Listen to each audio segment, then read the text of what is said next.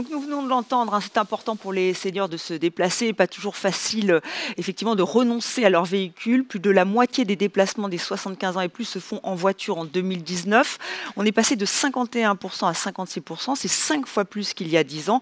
Mais comment maintenir une conduite en sécurité pour soi, pour les autres? Est-ce qu'il faut se remettre à niveau, changer de véhicule, adopter de nouvelles formes de mobilité? On l'a évoqué dans le plateau avec Laurent Bazin et ses invités. Et on va en parler avec mes invités à moi, puisque conduire, c'est un travail, on l'a dit. Alors bonjour Lorenzo Lefebvre. Vous êtes vice-président national du Conseil national des professions de l'automobile, éducation et sécurité routière. Vous êtes aussi vice-président de l'Association nationale pour la promotion de l'éducation routière. Et vous êtes aussi dirigeant d'auto-école, d'école de conduite en Seine-Maritime. Tout à l'heure, d'ailleurs, on ira dans l'une de vos écoles. Pardon. À vos côtés, Stéphane Buffa, bonjour. Bonjour. Vous représentez les constructeurs automobiles, car oui, eux aussi, ils sont effectivement très attentifs à la conduite des seniors. Vous êtes directeur du laboratoire d'accidentologie biomécanique et d'études du comportement humain pour Renault PSA. Donc, on va parler avec vous des ADAS, des aides donc pour les véhicules, des aides que vous connaissez certainement, vous qui nous regardez un peu partout en France. Alors, à ma droite, Céline Kastner, bonjour. Vous êtes directrice juridique et des politiques public au sein de l'Automobile Club Association, l'ACA. Et enfin, Yann Arnaud. Alors, vous êtes directeur réponse besoins sociétaires et innovation à la Massif.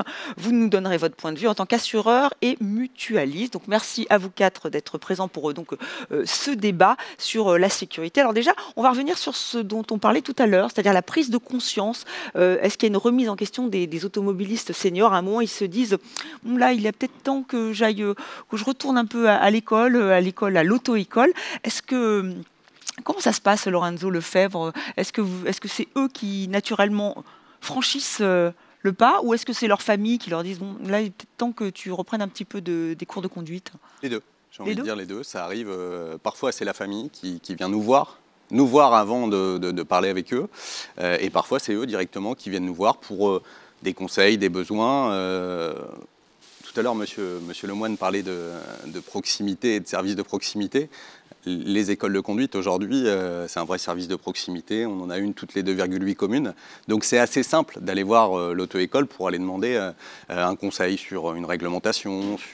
Et petit à petit, ce lien permet aussi souvent d'aboutir sur, pourquoi pas, un entretien, conseil, audit de conduite et astuces, formation pour les aider.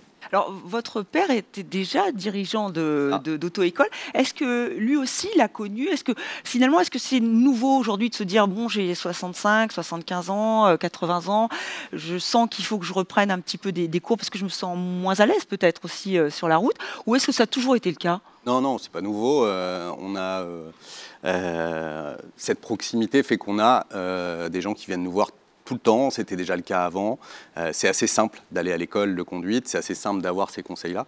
Donc on a, alors bien sûr, on a fait évoluer la conduite, les véhicules ont évolué, on parle aujourd'hui de boîte automatique, d'aide à la conduite, donc tout ça, c'est la nouveauté. Par contre, le fait d'avoir des gens qui viennent nous voir pour avoir du conseil et pour avoir de l'accompagnement, ça a toujours existé. Mon père l'a vécu, je le vis et les suivants les vivront aussi. Mais juste une toute petite question par rapport à ce qui s'est dit tout à l'heure. On expliquait que les messieurs avaient peut-être un petit peu plus de mal à se dire oui, il faut peut-être que je me remette un peu en question. Donc là, je m'appuie sur ce qu'a dit la sociologue. Hein, ce n'est pas du tout mon étude. Vous le constatez ou pas? Oui, le véhicule, ça a été longtemps très masculin, même si c'est en train de changer et de se transformer, je trouve, enfin à mon avis. Mais c'est vrai que c'est eux qui peut-être ont le plus de mal ou se mettent plus en position d'expert. Quand ils viennent faire de la sensibilisation chez nous, ils se mettent en position d'expert. Après, c'est notre métier, hein, la pédagogie, et on va justement essayer de leur faire comprendre que sur la route, il n'y a pas beaucoup d'experts. Il y a surtout beaucoup de conducteurs. Oui, et de conductrices. Alors, Cécile Kastner, l'ACA est une vieille dame, hein, c'est ce que vous m'avez dit, au service des automobilistes. Est-ce que vous aussi, vous constatez, est-ce que vous avez ce recul pour constater qu'il y a cette prise de conscience, qu'elle est réelle, qu'elle a toujours existé, ou est-ce qu'elle est un peu plus importante aujourd'hui? Elle est réelle, elle est constante et elle touche finalement le senior et sa famille. Parmi notre communauté d'adhérents, nous avons des seniors depuis 65 ans, mais aussi on a des adhérents un petit peu plus jeunes et c'est souvent des aidants ou la famille de ces seniors. Et donc, unanimement, ils nous disent la même chose, c'est que la mobilité, c'est la vie. Et en matière de conduite automobile précisément, finalement, on prend sa voiture un petit peu tous les jours comme un exercice finalement assez banal, mais ce n'est pas un exercice anodin en vrai. Et l'idée, c'est de faire comprendre que ça mobilise des capacités, des connaissances, et que parfois, avec le temps, ou indépendamment de la notion d'âge, on peut être amené à avoir des capacités qui s'amoindrissent. Et l'idée pour nous, c'est de dire que ce n'est pas une fatalité en soi, que c'est une réalité, mais qu'il faut appréhender cette réalité et on a des outils pour le faire. Le plébiscite, il est simple, le postulat, il est simple, c'est que la mobilité et la conduite, c'est comme plein de choses dans sa vie, ça s'entretient. Et notre job à nous, c'est de provoquer des rendez-vous avec le code de la route, avec ses connaissances et aussi avec soi-même à l'occasion effectivement de messages que nous diffusons d'ailleurs, comme je le disais, aux conducteurs seniors, mais aussi à l'entourage. Alors bien sûr, vous n'êtes pas du tout médecin, mais est-ce qu'il y a des petits signaux où on se dit la famille peut se rendre compte, les proches, ou même effectivement le conducteur ou la conductrice, hein, évidemment, mais est-ce qu'il y a des petits signaux qui font dire là, c'est peut-être le moment de me remettre en question quels sont-ils ces signaux ? Déjà, il y a des moments charnières dans une vie. Les moments charnières, ça peut être la retraite, une hospitalisation, un déménagement, bref, un temps où on peut parfois constater des difficultés à appréhender cette mobilité de manière la plus sûre possible. Donc c'est déjà de situer ça dans le temps et d'être là justement pour permettre de mettre à disposition des outils d'évaluation à ce moment-là. Et vous parliez de famille, c'est très important. On a créé il y a quelques mois de ça, avec le soutien de la délégation à la sécurité routière, un site qui s'appelle mobisenior.fr, où on s'adresse aux seniors, où on lui laisse la possibilité, dans son salon, anonymement, quand il le veut, de tester ses connaissances, alors ses capacités cognitives, son audition, son sommeil, avec plein de questionnements. Avec cette notion de liberté, M. Lemoine en parlait tout à l'heure, c'est important aussi que le conducteur, la conductrice senior se prennent en main. C'est vrai que c'est à l'âge qu'ils ont, c'est pas le moment. Enfin oui, c'est au moins on a son autonomie. C'est ça. Et ces outils-là, quand on est libre de les utiliser tranquillement dans son salon, comme je le disais, c'est parfois avoir une réponse très factuelle qui va se déporter du ressenti qu'on peut avoir ou du déni dans lequel on peut être pour dire qu'il y a des signaux d'alerte qui s'allument et il est temps pour moi d'agir et peut-être d'adapter s'il le faut ma mobilité. Et sur ce site-là, nous avons aussi eu à cœur de nous occuper justement des familles avec une mise en ligne de questionnaires qui permet d'établir des signaux d'alerte aussi et derrière de donner des conseils pour aborder le sujet ensuite avec son proche et de le faire de manière appropriée, efficace et sans stigmatisation et sans crispation. Oui, nous verrons quelques images tout à l'heure d'ailleurs aussi de cette application que vous avez créée et vous nous expliquerez, on ira encore un peu plus dans le détail. Alors quand on parle de signaux, je vais me tourner vers l'assureur, enfin aussi effectivement le mutualiste, mais Yann Arnaud, j'imagine que vous envoyez des signes de peut-être que là il y a un moment, alors je ne sais pas si ça se traduit en petits accidents, en petits signes. Oui, là encore une fois, pour vous, quels sont les signes d'alerte pour tous ceux et celles qui nous regardent, où ils peuvent se dire, là, c'est peut-être le moment de me poser quelques petites questions. C'est typiquement ce qui était décrit tout à l'heure, c'est-à-dire finalement un conducteur qui n'a pas eu d'accident pendant très très longtemps, des décennies, puis tout d'un coup qui va commencer à avoir des petits accrochages, et dont un certain nombre non responsables, puisque d'une certaine manière, un bon conducteur, il sait aussi anticiper, je dirais, y compris s'il n'est pas responsable in fine, mais ce qui va arriver. Bon. Et on commence souvent à voir une dégradation d'état par des tout petits signes, finalement assez anodins, Et à ce moment-là, globalement, ça peut s'arrêter. Hein, donc finalement, il n'y a pas un fatalisme, mais ça peut conduire à un accident beaucoup plus grave après, et souvent un accident corporel, puisqu'on le disait, hein, dans des véhicules aujourd'hui extrêmement rigides, extrêmement solides, faits pour protéger les occupants, il y a quand même des forces qui se transmettent à l'intérieur, et quand on a une physiologie qui est un peu plus fragile, du coup, on est beaucoup plus touché. Et on voyait dans les chiffres tout à l'heure qu'effectivement, les personnes âgées, quand elles ont un accident, c'est beaucoup plus dommageable pour elles. Et donc, du coup, en fait, nous, c'est un petit peu ce qu'on observe. Quelquefois, on n'a pas ce recul-là, puisque le premier accident peut être un accident grave, mais effectivement, on sent bien et on voit bien hein, dans nos chiffres, même si on est toujours extrêmement prudent par rapport à la réalité statistique. Il faut vraiment l'étayer. On sent que c'est un phénomène qui prend d'ampleur la conduite plus âgée des seniors. On commence à voir effectivement un phénomène de conservation du volant beaucoup plus dans le temps, et donc une augmentation des sinistres.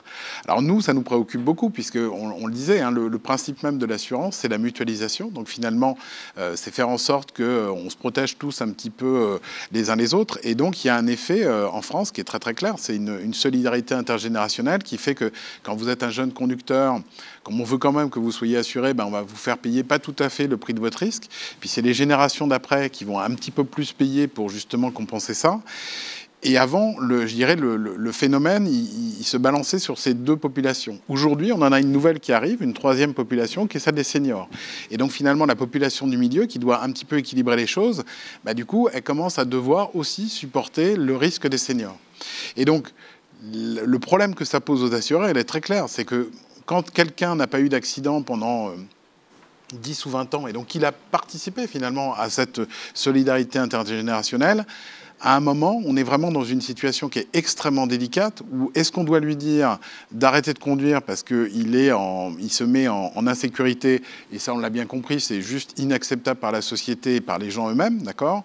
Ou est-ce qu'on se dit, on ferme les yeux, on le laisse continuer à conduire alors qu'on voit des signes qui peuvent être un petit peu graves, et là d'une certaine manière, hein, le risque qu'on a, c'est effectivement qu'il se blesse lui-même ou qu'il tue quelqu'un. Oui, mais il y a une voie médiane qui peut aussi être l'alerter, simplement, le prendre contact avec lui et lui expliquer que là, 3 petits accidents, ça n'a l'air de rien, mais alors que depuis 15-20 ans, il n'y a aucun souci, peut-être que ça veut dire qu'il y a un petit souci. Là, au moins, on peut être réactif par rapport à ça. On peut l'entendre. C'est exactement ce qu'on doit faire, c'est-à-dire à la fois alerter avec des moyens extrêmement objectifs et lui proposer des solutions. Puisqu'on sent bien que finalement, des gens vont persister à vouloir conduire alors qu'ils sont plus aptes, tout simplement parce que les solutions sont complexes à trouver, on ne sait pas, elles vont être un peu bricolées. Donc, encore une fois, on va sortir du confort, finalement, qui est celui de monter dans sa voiture et d'allumer le contact. Bon. Et donc, par exemple, hein, aujourd'hui, il existe des solutions qu'on met en œuvre sur des jeunes conducteurs à base de télématique, finalement, donc de choses qui sont embarquées dans le véhicule et qui permettent de faire une analyse, une mesure extrêmement précise, en fait, de la manière dont les gens conduisent. Et si, globalement, on est capable d'utiliser bien ces outils et pas, par exemple, de l'imposer. Hein. L'idée, c'est, beaucoup de gens ont dit, le libre arbitre. D'accord, je dois décider pour moi-même en tant que senior. Et puis les baby-boomers, on le dit, ils le répètent, eux, c'est la liberté avant tout. On ne veut pas que tout soit cadré, légiféré, c'est important, mais on veut aussi avoir notre part de libre arbitre. Donc là, sauf que personne n'a envie de tuer un enfant sur un passage à côté. Donc finalement, si on dit aux gens, on va vous laisser vous mesurer, et nous, assureurs, on n'a pas besoin de le savoir. D'accord ? C'est ça qui est extrêmement important. C'est de dire que finalement, on va leur donner les moyens techniques de se mesurer. Et puis, ce diagnostic qui va être fait, et non pas, je dirais, c'est un petit peu la faiblesse quand on est dans son salon, ou quand on est dans des circonstances un petit peu particulières, c'est on n'est pas dans son espace de conduite habituel. D'accord ? Donc, on peut faire très attention, vérifier des choses, ou au contraire, avoir un comportement qui est très différent. Quand on est dans son véhicule, sur ses trajets habituels, d'accord, avec ces appareillages, on peut vraiment se mesurer. Et donc, du coup, l'idée, c'est de donner finalement ce diagnostic à la personne et à elle-même uniquement, de façon à ce qu'à un moment, il puisse se dire « Non, c'est pas raisonnable ». Mais là, il faut pouvoir enchaîner avec un autre message. C'est pas grave, d'accord ? Si vous sentez qu'il est le temps d'arrêter de conduire, on va trouver des moyens pour vous aider à vous déplacer. Et il y a des moyens, et on y reviendra. D'ailleurs, c'est tout l'intérêt aussi de cette table ronde. Et vous qui nous regardez à travers la France, n'hésitez pas si vous avez des questions, des réactions, parce qu'effectivement, là, on est en train de voir comment on peut s'alerter, comment on peut être alerté par des petits signes qui nous font dire qu'il faut peut-être trouver des solutions pour améliorer améliorer sa conduite. Donc n'hésitez pas, encore une fois, on répondra à vos questions. Stéphane Buffat, je me tourne vers vous, puisque vous représentez un peu la technologie, puisque les aides à la conduite.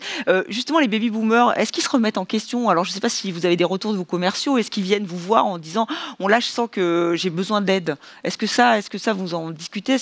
Ou alors, pour les constructeurs, c'est une évidence, il faut apporter des aides pour les conducteurs et conductrices, alors seniors ou pas d'ailleurs? Ça fait 50 ans que les conducteurs s'intéressent et agissent concrètement dans le sens d'une plus grande sécurité routière. Ça a été un petit peu expliqué sur les aspects de la protection à l'intérieur des véhicules. C'était la première démarche qui a été enclenchée. D'abord, concentré sur les personnes à l'intérieur du véhicule, et progressivement, on en a un petit peu moins parlé, puisqu'on s'est concentré sur le conducteur, mais aussi sur ceux qui sont à l'extérieur, ce qu'on appelle les usagers vulnérables, les piétons, les cyclistes ou autres engins de déplacement, et on a vu qu'ils prennent une part croissante dans les victimes des accidents. Et puis, avec la maturation de la technologie et avec une analyse un petit peu plus poussée des situations des accidents, la situation accidentelle, elle va prendre en compte à la fois le conducteur, celui qui est en main le véhicule, l'environnement, dans quel type de voie, est-ce qu'il est en milieu urbain, est-ce qu'il est en milieu rural, et puis tout ce qui est le véhicule, c'est-à-dire les équipements dont il a à disposition, qu'est-ce qui va pouvoir assister éventuellement dans la situation. Est-ce qu'il a des pneus qui sont gonflés, est-ce qu'il a des freins, d'abord, des choses assez basiques. Et progressivement, les constructeurs se sont dit, il y a une part d'accident, une part de situation qu'on va peut-être soit pouvoir éviter, soit dont on va pouvoir diminuer l'impact.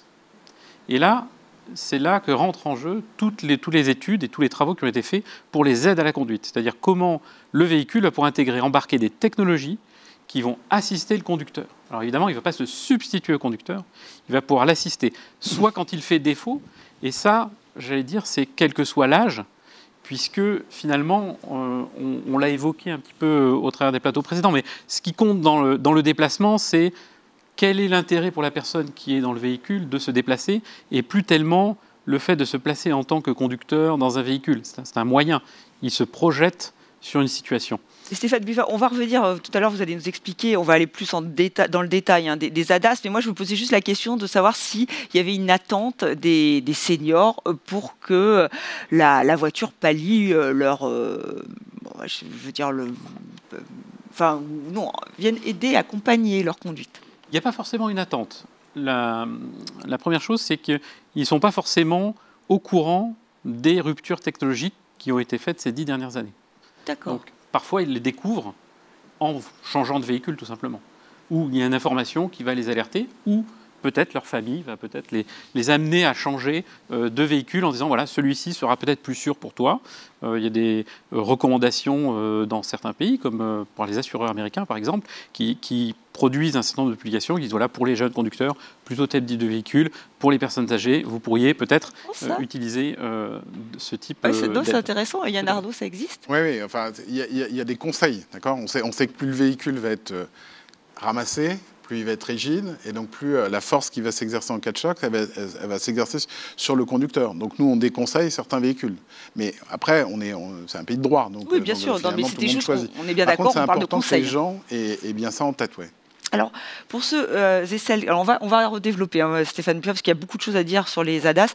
Pour ceux et celles qui commencent à se poser des questions sur leur conduite, alors c'est vrai qu'il y a une solution toute simple, on l'a évoqué avec vous, Lorenzo Lefebvre, c'est une petite remise à niveau, c'est-à-dire pousser la porte d'une auto-école. Il y en a beaucoup, vous nous rappeliez qu'il y en avait énormément, et donc pourquoi pas l'une des vôtres, puisque c'est ce que nous avons fait, en tout cas notre équipe l'a fait, avec justement une conductrice senior qui a repris un petit cours de conduite. Donc c'est dans la ville de Duclair, c'est en Seine-Maritime. On regarde et on en parle juste après.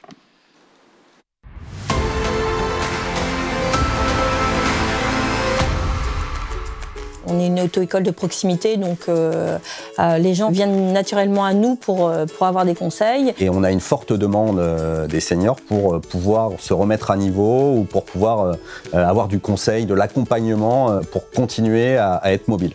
Donc c'est de là qu'est née l'idée justement de faire quelque chose pour eux, pour faciliter leur mobilité. Parce que souvent ils habitent à 3, 4, 5 km du centre et ils ont besoin de s'y rendre, soit pour des raisons médicales, soit pour les courses, soit aussi pour le côté social. Je vous explique comment ça va se passer. Donc, je vais vous poser Pas mal de questions sur vos habitudes de déplacement, sur votre expérience. Il y a une phase où on va accueillir les gens dans nos locaux et on va leur faire un audit sur quels sont leurs trajets, quels sont leurs besoins. Donc vous allez réaliser quel type de trajet?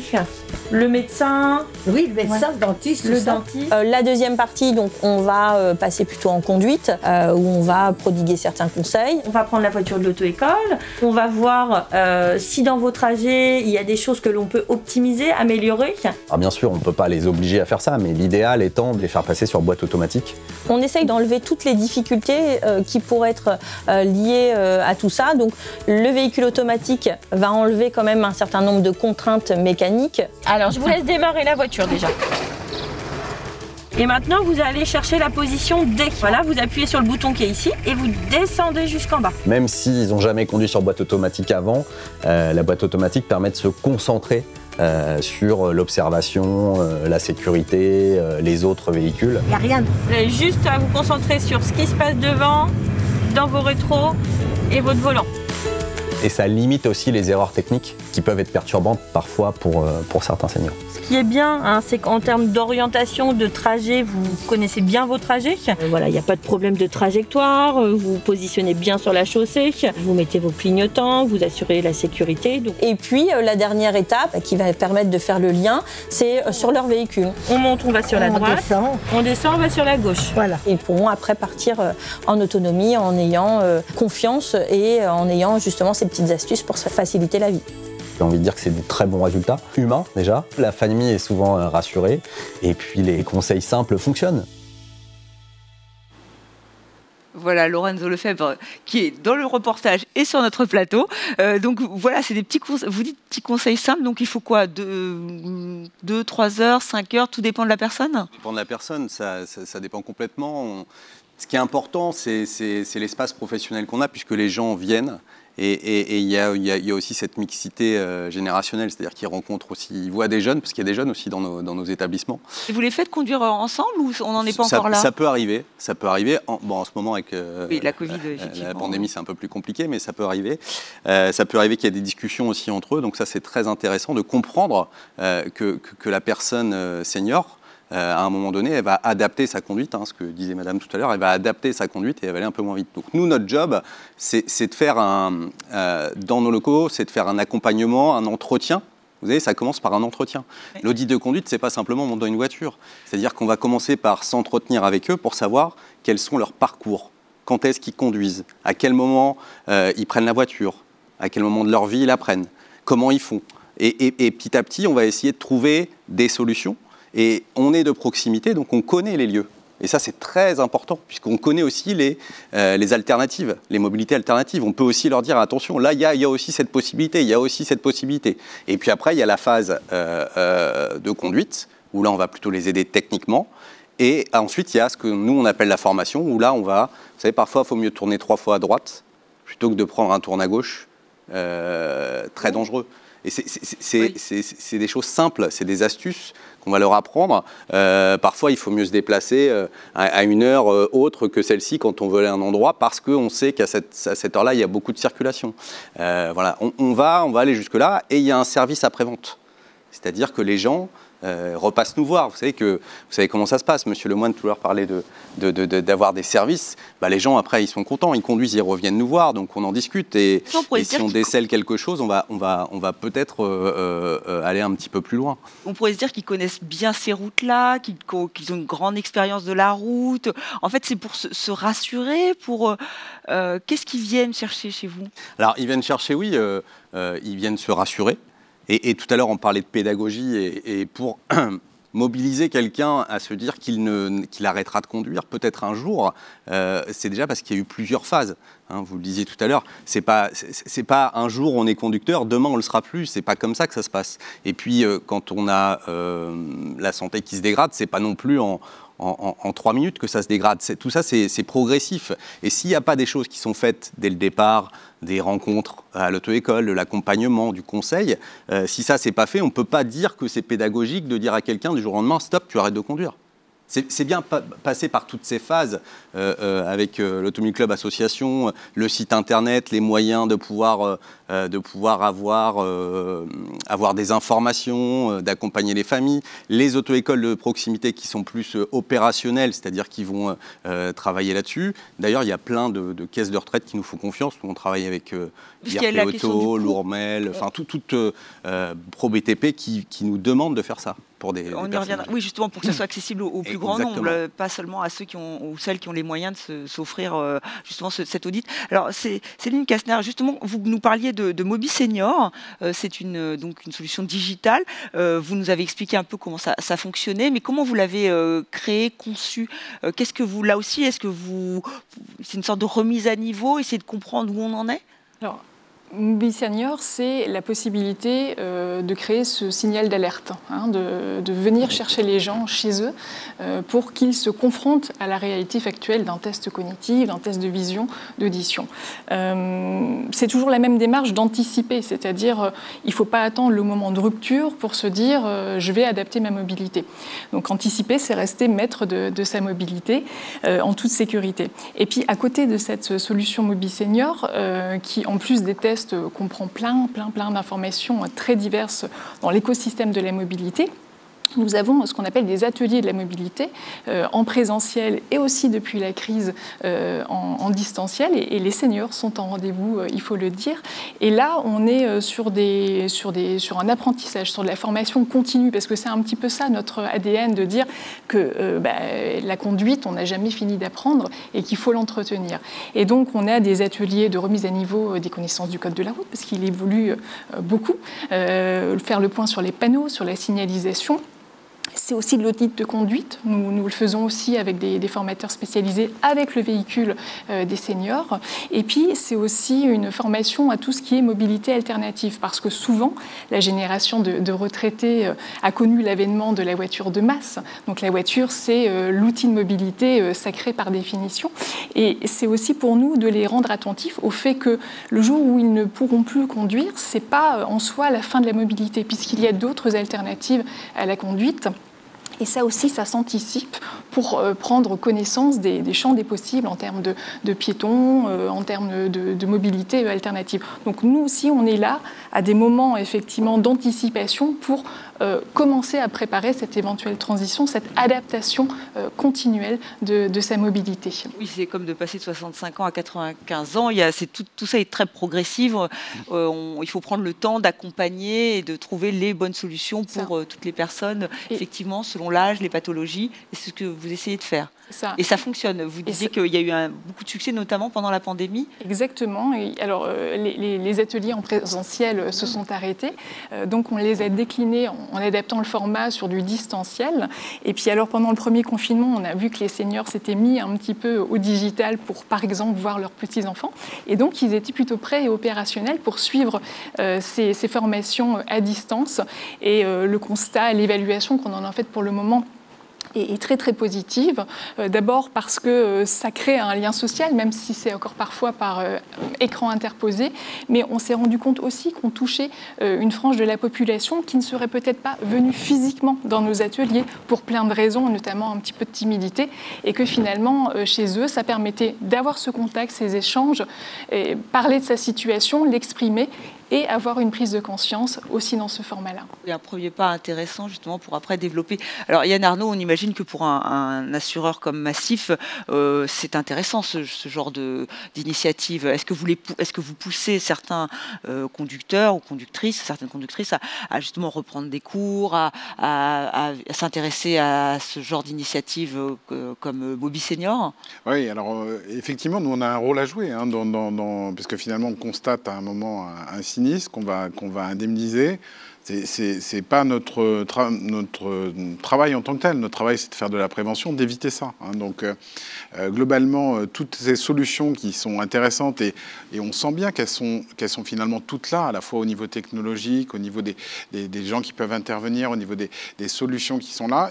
Il faut les mettre en réseau. Et c'est ce qu'on n'a toujours pas réussi à faire. Alors, on voit des startups qui arrivent à lever des millions sur des trucs qui sont un peu gadgets, d'accord ? Mais personne, finalement, n'a réussi, je pense, aujourd'hui, à lever des des solutions pour dire demain, on va tous être seniors et quand même, c'est un truc, faire connaître ces solutions, travailler sur finalement qu'est-ce qui est à ma portée, comment je rentre dedans, comment je m'habitue à ça. Aujourd'hui, personne s'y est intéressé. Moi, je pense qu'il y a vraiment... On s'y intéresse. Ouais. On s'y intéresse aujourd'hui toute la journée. On est d'accord, mais le monde économique, il faut aussi qu'il prenne ça en charge, puisque on sent bien que c'est ces différentes solutions, l'adaptation de ces différentes solutions qui seront importantes. Pour nous, assureurs, ça consiste à dire il faut qu'on arrive à installer quelque chose qui est pendant une longue période de la vie des gens, quand ils vont commencer à conduire, on va les assurer, ils vont nous payer une cotisation et donc on va protéger leurs risques, on va les couvrir.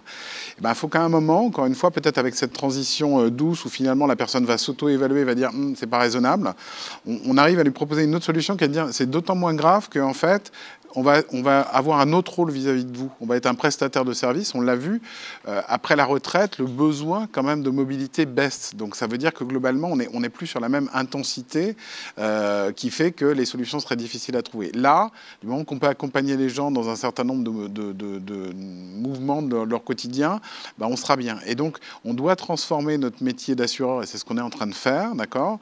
Passer d'une solution assurantielle à une solution servicielle. C'est-à-dire que finalement, là où on payait une cotisation, on va continuer à payer quelque chose et à contribuer. Et la contrepartie ne va plus être de protéger un risque pour l'assureur, mais d'assurer un service. Et pour ça, au lieu d'assurer pour prendre sa voiture, vous proposerez un autre service pour le même prix. Exactement. Voilà. Pour le même prix ou pour moins. Parce que globalement, on va aussi s'appuyer sur des solutions qui ne sont pas des solutions du marché. On le disait, il y a beaucoup de solidarité qui peut se faire entre les gens. Il y a beaucoup de solutions qui peuvent être inventées. Nous, on soutient, par exemple, des structures, je vous en parlerai beaucoup cet après-midi, mais qui sont des structures qui réinventent, avec Réseau Pouce, par exemple, qui sont des structures de l'économie sociale, qui réinventent l'autostop. Je passe à côté, il y a quelqu'un qui a besoin d'un déplacement. On peut faire converger les deux. Oui, Henri Lemoine parlait notamment de cette solution à 1 €, effectivement, ou alors de covoiturage. Effectivement, on va en parler pas mal cet après-midi, parce que ce sont d'autres façons de transport qui sont à mettre en place. Juste pour des questions de coût, parce que j'imagine que ceux et celles qui nous regardent aimeraient savoir, est-ce que c'est réservé à ceux qui ont les moyens ou celles qui ont les moyens de se payer des cours d'auto-école ou être adhérent à l'ACA? Est-ce que c'est accessible à tout le monde? Est-ce qu'il faut des coups de pouce du service, des Aujourd'hui, politiques? Aujourd'hui, il n'y a pas de coup de pouce pour les seniors pour aller se former dans une école de conduite ou pour aller faire un audit ou un entretien. Les coups de pouce qu'on retrouve, c'est, comme je vous le disais tout à l'heure, avec les caisses de retraite, par exemple, qui, je vous parlais tout à l'heure d'IRP, Lourmel ou ProBTP, celle que je connais, il y en a certainement d'autres. On a aussi les coups de pouce parfois des assureurs, monsieur le soulignait très bien. Voilà, ça vient plutôt des gens qui s'occupent de la sécurité, de la gestion du risque ou des caisses de retraite qui vont donner un coup de pouce. Il n'y a pas de coup de pouce de l'État par rapport à ça, mais ça pourrait être une réflexion vue. Ça pourrait être une réflexion. On a aussi on est un public qui n'est pas qui est pas le plus compliqué financièrement sur les seniors qu'on a nous qui viennent dans les écoles de conduite. Alors on les voit pas tous, mais ceux qui viennent, c'est pas forcément le plus compliqué pour eux financièrement. Et puis c'est aussi réservé. Vous parliez tout à l'heure de la ville dans laquelle le reportage a été tourné. On est complètement dans la ville qui correspond au problème. Parce qu'on est à 15 minutes d'une grande ville, c'est une petite ville, oui. Et il y a plein d'alentours, et il y a peu de gens qui habitent dans le centre, puisque le centre est petit, mais il y a tous les commerces, et la majorité des personnes âgées habitent à 2, 3, 4 km. Quoi. Et c'est vrai que là, il va falloir cibler ces gens-là, pour essayer de leur trouver une solution. Oui, une alternative à la voiture parce qu'ils en ont besoin pour aller chercher le pain ou pour aller voir leurs amis. Finalement, c'est crucial de pouvoir se déplacer. Alors, on évoquait les aides à la conduite. En fait, finalement, la boîte automatique, Stéphane Buffat, c'est presque une aide, c'est totalement une aide à la conduite, parce que moi j'ai découvert effectivement que vous pouvez inciter les personnes, les seniors ou ceux qui ne sont pas à l'aise à utiliser ce mode de transport. Alors, en effet, au départ, la boîte automatique, c'est aussi un confort de conduite. C'est aussi intéressant sur d'autres aspects environnementaux, par exemple. Mais il est indéniable que dès qu'on libère des capacités à se projeter en dehors du véhicule, à prendre de l'information, à essayer de comprendre et d'anticiper ce qui va se passer devant et autour de soi, on va participer à une plus grande sécurité, une plus grande conscience de la situation. Et ça, c'est vraiment fondamental en sécurité, tout à fait. Finalement, ça libère l'esprit pour autre chose. En fait, on ne se préoccupe plus de passer les vitesses, mais au moins, on se préoccupe encore un peu plus de l'environnement et de la sécurité. C'est ce que vous me dites. Alors, ce qui est intéressant, c'est qu'il y a même des laboratoires pour dire que les ADAS sont très importantes aujourd'hui et qu'elles sont de plus en plus développées. Il y a des tests qui sont réalisés, notamment par le laboratoire Lesco qui est basé à Lyon, avec l'étude Surca. Alors, je ne sais pas si vous connaissez cette étude, sécurité des usagers de la route et conduite, une étude qui permet de tester la capacité des personnes âgées à reprendre le contrôle d'un véhicule à conduite automatisée. On va voir tout de suite comment ça fonctionne et on va en parler avec vous, notamment Stéphane Buffat.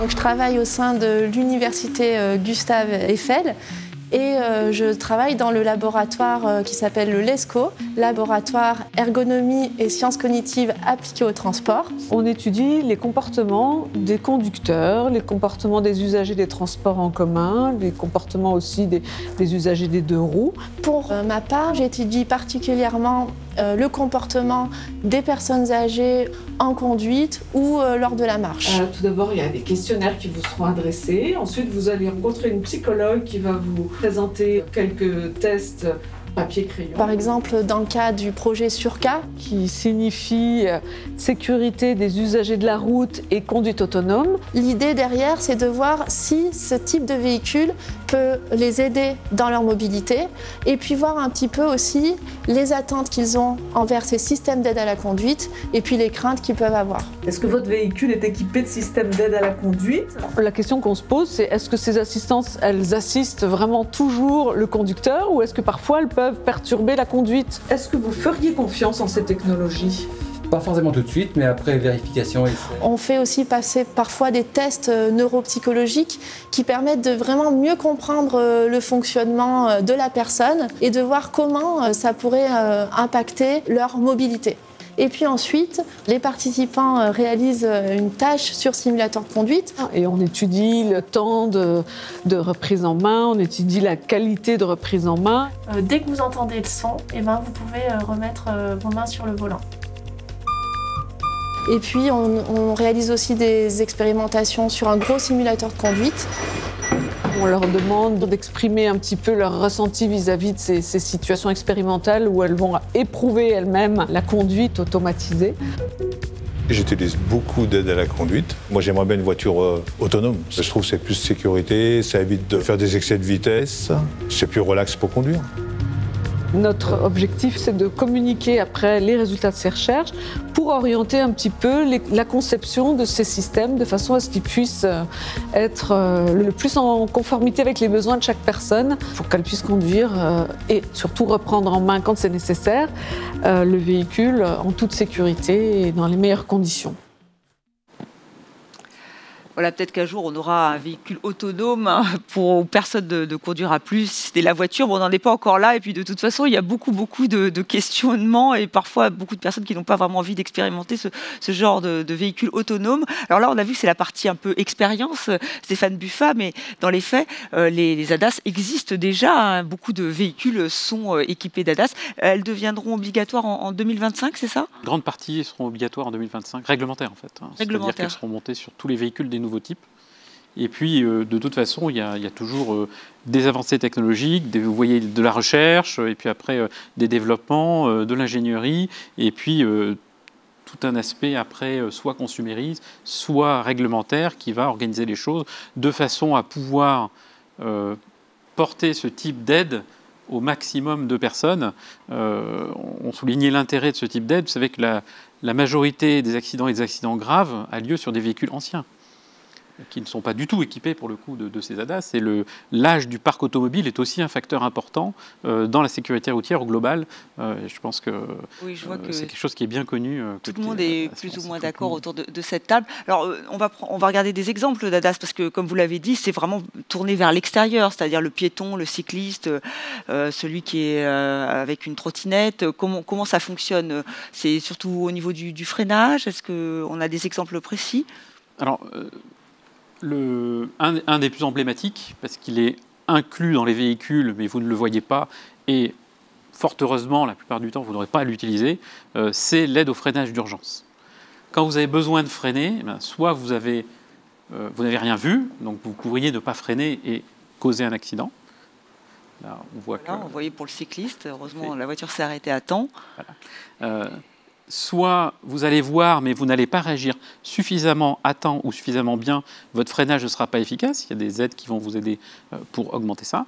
Soit vous allez évidemment anticiper, freiner, avoir perçu la personne. L'intérêt de l'assistance automatisée au freinage, c'est que le capteur va détecter l'objet à éviter ou à ne pas toucher avec le véhicule et va, dans les derniers instants, avoir une action très forte sur le frein pour freiner suffisamment tôt pour éviter l'accident. C'est ce qu'on a vu dans la vidéo précédente pour un vélo. Donc ça, ce sont les fameuses ADAS. Alors j'imagine que pour tous les conducteurs et conductrices, c'est une bonne chose. Est-ce que les seniors veulent ce genre de technologie? Est-ce qu'ils sont suffisamment formés? Est-ce qu'il faut que là, les auto-écoles prennent le relais, ou alors les assureurs, ou des associations telles que la vôtre? Alors il y a une nécessité très claire de formation. Déjà, on peut rappeler que l'âge moyen de l'achat d'un véhicule neuf et donc bien équipé, c'est plus de 55 ans. Et bien sûr, les équipements, ils ont un bénéfice en termes de sécurité routière, mais encore faut-il qu'ils soient compris et bien utilisés pour optimiser ce gain de sécurité routière. Et donc là, forcément, la petite demi-heure qu'on va passer à la réception de son véhicule en concession va évidemment pas suffire pour s'approprier ces outils-là. Donc là aussi, c'est le continuum éducatif, c'est la formation, et ça passe par la prise en main de son véhicule pour comprendre et optimiser ces équipements et les utiliser vraiment. Et dans Mobi Senior, justement, il y a un volet qui est consacré à ces ADAS. Alors il y a un volet qui s'appelle choisir sa voiture, et ça va partir effectivement du conseil sur la boîte automatique, mais aussi la sensibilisation au sujet des ADAS et l'importance d'être formé et d'être vraiment avoir une prise en main qui soit efficace pour ensuite être optimisé dans sa conduite. Alors Yann Arnaud, vous conseillez effectivement, vous l'avez dit tout à l'heure, aussi sur le choix du véhicule. Certains véhicules sont plus adaptés que d'autres. Quand on prend des véhicules avec des ADAS, est-ce que vous proposez aux conducteurs une formation pour aller plus loin? Parce que j'imagine qu'il y en a chez les concessionnaires, mais c'est pas assez, ce que vous nous dites. Non, nous on n'est quand même pas tout à fait là pour faire l'éducation sur le bien technique. Par contre, effectivement, nous on sait, notamment sur les systèmes d'ESP, donc finalement qui permettent à un véhicule qui sinon aurait pris un fossé de rester dans la ligne, que c'est des systèmes qui ont eu un effet positif sur la sinistralité, et là pas simplement des seniors. Après, il faut être extrêmement prudent par rapport aux ADAS, parce que globalement il y a un risque de surconfiance, d'accord, une mauvaise compréhension de quand et dans quelles situations ils peuvent fonctionner ou dysfonctionner, d'accord. Et globalement, il faut aussi faire très attention à ce qui n'entraîne pas, par une mauvaise compréhension, une panique du conducteur. Ça nous arrive assez régulièrement. L'exemple que je donne souvent, parce qu'il est assez caractéristique, c'est on a désappris un truc qu'on apprend dans les auto-écoles, c'est quand même quand on fait une manœuvre à regarder derrière et à tourner la tête largement. C'est la caméra embarquée, c'est le mauvais côté. D'accord, oui. On s'est habitué au petit bip. Et le jour où votre petit bip, il bip pas assez vite, ou qu'il y a un gosse qui passe trop vite derrière pour qu'il soit détecté, on a une chance de le percuter. Donc ça, c'est typiquement un fait qui... Malchance. Oui, enfin, pas toujours de la malchance. C'est que globalement, on est quand même dans une surconfiance. C'est-à-dire, on dit, on n'entend pas ce signal-là, d'accord, qui est très utile par ailleurs pour encore une fois, voir des choses, mais il faut que le conducteur soit en capacité de contrôler et de ne pas oublier ce qu'on lui a dit. C'est-à-dire qu'il doit être maître de son véhicule à tout moment, et que ses moyens physiques doivent lui permettre aussi de contrôler les choses. On ne doit pas se reposer complètement sur la technologie quand même. Alors justement, c'est un risque, ça, de se reposer sur la technologie, c'est-à-dire que c'est la voiture qui va tout faire, tout contrôler. Lorenzo Lefebvre, est-ce que ça, vous le voyez? Ce que je dis toujours, moi, c'est que plus vous allez aller vers l'autonomie dans les véhicules, et plus il va falloir que le conducteur monte en compétence. Et ça, on le voit dans l'aéronautique. Aujourd'hui, les avions, il y a une grosse autonomie et on a des pilotes qui montent encore de plus en plus en compétence. Donc c'est pareil pour la voiture. Plus on va avoir d'autonomie, plus on doit être capable, alors pour moi, monter en compétence, c'est être capable au niveau comportement, et c'est ce que disait monsieur, de comprendre quel est le fonctionnement de l'aide et surtout de connaître ses limites et de savoir quand je l'utilise et quand je ne l'utilise pas. Beaucoup de choses, finalement. Ça fait beaucoup de choses. Oui. Donc c'est quelque chose qui nous aide beaucoup. Il y en a certaines, on ne se rend pas compte parce qu'on parlait de l'affût tout à l'heure, ça se fait tout ça automatiquement, mais il y en a plein d'autres. Et j'ai envie de dire, là, depuis 1 an, vous avez aujourd'hui des véhicules qui, sur l'autoroute, maintiennent la trajectoire, ralentissent par rapport aux distances de sécurité. Enfin, ça peut être très surprenant, quoi. Donc, il y a besoin de monter en compétences. Nous, on a des véhicules chez nous qui ont tous moins d'1 an. Oui. Donc, on a des véhicules qui sont tous équipés de ces aides. On a des formateurs qui connaissent ces aides et qui le font avec les jeunes. Et c'est vrai que malheureusement, peut-être le seul point qu'on peut faire aujourd'hui, c'est plutôt un point informatique, ou à distance sur des explications. Mais le mieux, ça serait quand même de faire ça en présentiel et pouvoir utiliser les aides dans des endroits adaptés. Et ça serait une belle réussite, je pense. Stéphane Buffat, vous y pensez justement au fait qu'on se repose trop sur ces aides, effectivement, et qu'après, il y ait moins de vigilance. Est-ce que vous avez ça à l'esprit? Tout à fait. Alors, ce qui était intéressant dans l'étude que vous avez montrée, c'est qu'elle vise aussi à des niveaux d'automatisation dans des véhicules très assistés. Et il y a une notion qui était abordée très brièvement, mais qui est importante, c'est ce qu'on appelle la reprise en main.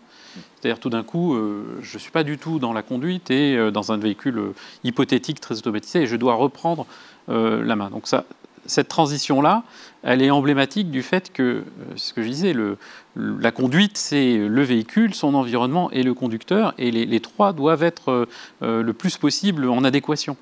Donc pour le moment, les aides à la conduite, les ADAS, ce sont vraiment des aides et tout est mis en œuvre par les ingénieurs, par les ergonomes qui travaillent chez les constructeurs pour essayer vraiment de garder cette idée d'accompagner, mais pas de se substituer. Alors, on ne peut pas toujours empêcher certaines personnes d'avoir un mésusage. Il peut y avoir des incompréhensions, mais il y a un gros travail qui est fait aussi pédagogique lors de la prise en main des véhicules notamment, hein, ça a été dit.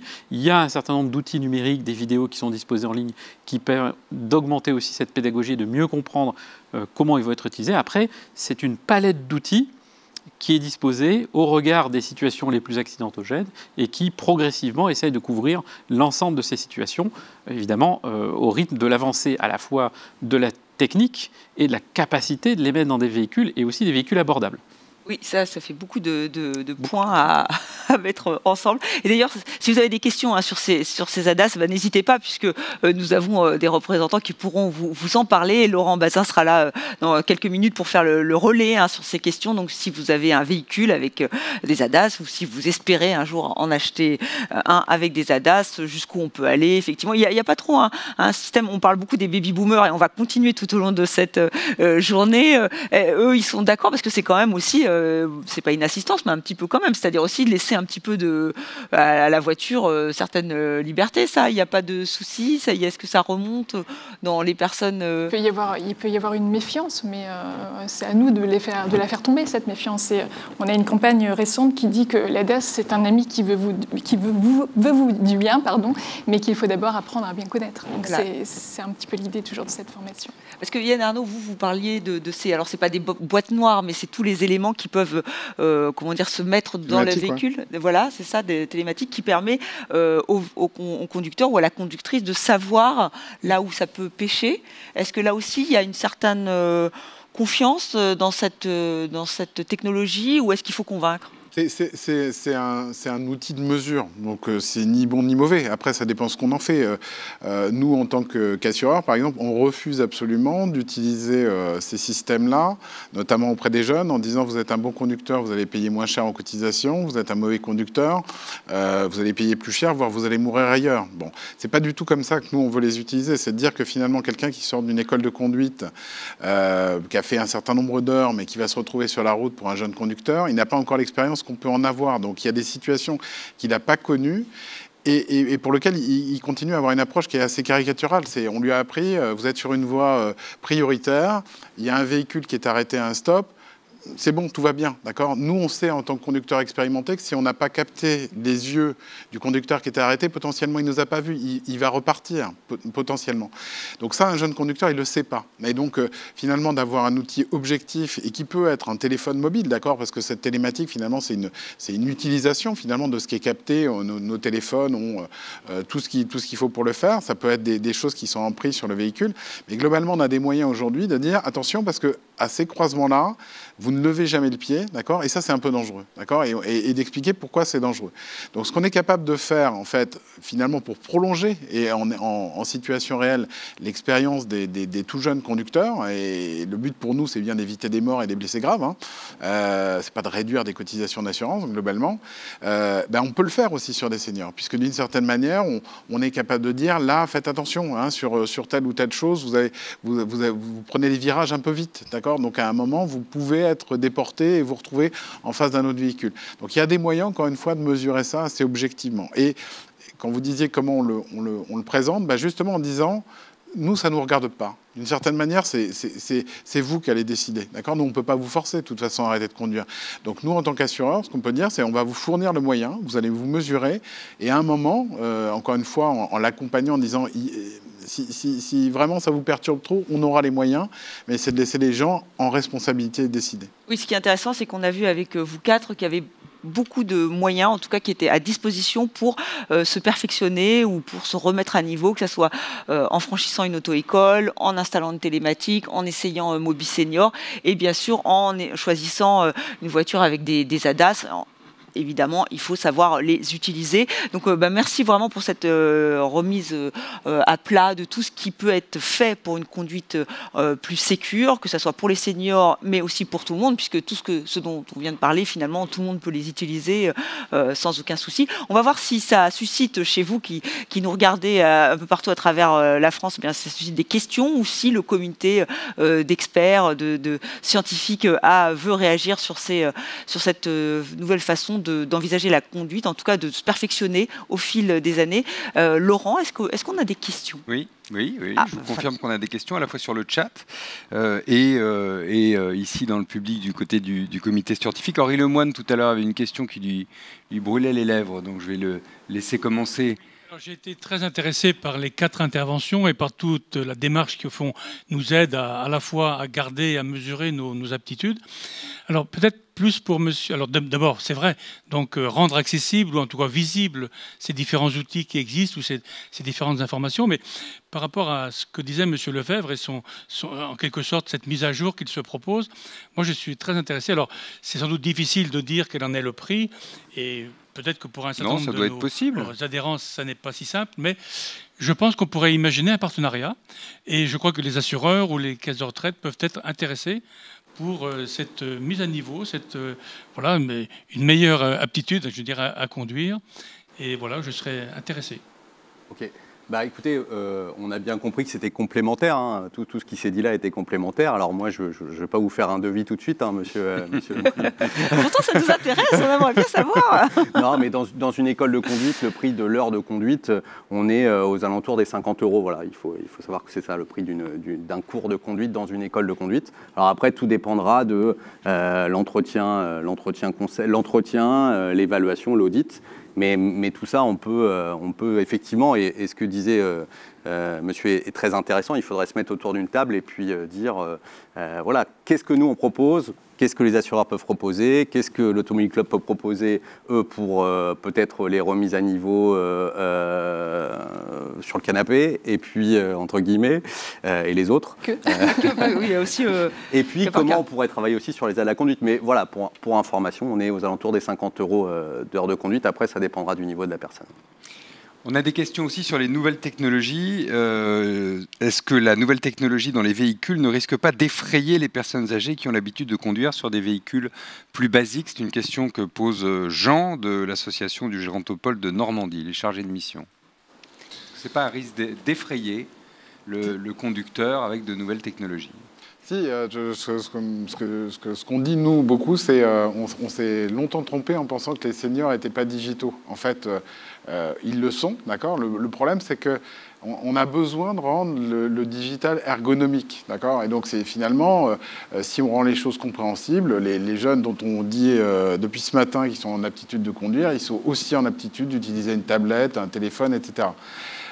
Le truc, c'est que si cette technologie, finalement, elle est très oppressante, et même beaucoup plus jeune, on peut être oppressé dans certains véhicules, de voir des boutons partout, des choses qui sont extrêmement compliquées, effectivement, la différence, c'est que la personne âgée, elle va peut-être opter pour un autre véhicule. Donc finalement, à un moment, c'est elle qui va choisir, d'accord, et sélectionner son beau niveau de technologie. Oui, Stéphane Buffa, peut-être, effectivement, vous disiez que quand même vous prenez ça en compte, l'ergonomie. Oui, tout à fait. Et ce qui est intéressant, c'est que dans la question, il y a ce qu'on appelle l'acceptabilité a priori. C'est-à-dire, je ne sais pas ce qu'il y aurait, mais ne le sachant pas, j'hésite, car il y a peut-être un niveau de complexité que je ne peux pas, ou qui ne m'intéresse pas, ou qui est peut-être au-delà de mes compétences, sachant que la personne peut-être sous-évalue ses compétences.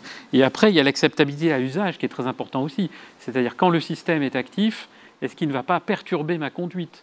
Et donc, il y a la question de ce qu'on appelle les faux positifs. Donc, il ne faut pas détecter des choses qui ne devraient pas être détectées, mais il faut bien détecter celles qui doivent l'être. Donc, il y a tout un travail pour cela. Et après, il y a le travail plutôt de l'interface entre le conducteur et sa machine, qui doit apporter les informations à la fois au bon moment et avec le bon mode. Si vous avez un système de détection et d'avertisseur, quand vous commencez à quitter une voie sans mettre de clignotant, qui fait un bruit important ou qui n'a pas de lien avec l'activité, ça va peut-être vous gêner. Sur certains véhicules, vous avez restitué dans les haut-parleurs le même bruit que quand vous passez sur une bande rugueuse. Donc cela est intégré parce que l'expérience de conduite vous dit que vous allez mordu sur la ligne. Et donc tout ceci est travaillé par évidemment les ergonomes. Tout à fait. On a le droit à une question. Question rapide. Allez-y. Oui, merci pour ces interventions. Joël Messonnier du CEREMA. Je crois qu'effectivement, les constructeurs automobiles ont bien travaillé, nous offrent effectivement des solutions techniques de type ADAS, mais je me demande dans quelle mesure on n'est pas en train de laisser croire au conducteur âgé qu'il pourra éternellement conduire. Et donc là, peut-être qu'on sait en matière notamment de changement de comportement que passer à des mobilités alternatives, il faut le faire suffisamment tôt pour apprendre, parce que plus on attend avec l'âge, plus c'est difficile d'apprendre. Donc là, il y a peut-être une question que je me pose en tout cas sur est-ce que ce n'est pas en train de laisser croire que la voiture va finalement se déplacer toute seule à la fin et sans contrôle. J'ajoute quelques rapides questions, peut-être pour conclure, parce que je crois que le temps a filé. Monsieur Lacaze, qui est retraité, demandait quels points faibles il faut surveiller pour éliminer les fautes récurrentes au volant, les automatismes à acquérir, à mettre à jour. Peut-être on peut le renvoyer vers les auto-écoles, comme on l'a fait tout à l'heure. C'est Madame Lecourt, qui est de l'association Mobilis, qui se demande si c'est pas le rôle de l'assureur d'éduquer finalement aussi sur les nouvelles réglementations, sur les nouveaux panneaux, sur les nouveaux usages. C'est évidemment un sujet également. Et puis enfin, Madame Marner, qui faisait remarquer que le passage à une voiture avec boîte automatique hybride ou électrique pouvait permettre de conduire plus longtemps, peut-être pas toute la vie, mais peut-être plus longtemps en tout cas. C'était les remarques qu'on avait ici du côté du chat. Voilà, on voit que ça fait réagir. Donc merci encore, vraiment, et on l'a vu, ces méthodes sont complémentaires et elles sont amenées à effectivement rester prudents et à être développées. Donc merci beaucoup à vous quatre d'avoir accepté de participer à cette table ronde et à cette conférence donc sur la mobilité des seniors. Alors, la prochaine séquence va être aussi extrêmement intéressante puisqu'on en vient à un sujet sensible. C'est l'aptitude médicale à conduire. Là, c'est un autre volet. Place au débat avec Laurent Bazin et ses invités.